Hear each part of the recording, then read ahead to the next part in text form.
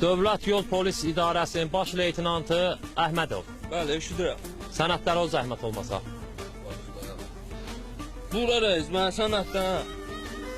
Mən bu sürücülük vəsiqəsi, bu maşının sənədləri zadı. Dərman kutusu.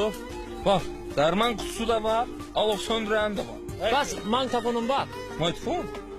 Ha, mikrofon var. Oyun havaları var. Var. Onda bir dənə oyun arabası qoy zəhmət olmasa.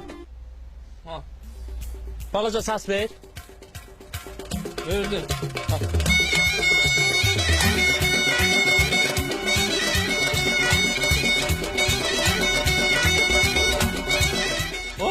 Həm nə qarsan?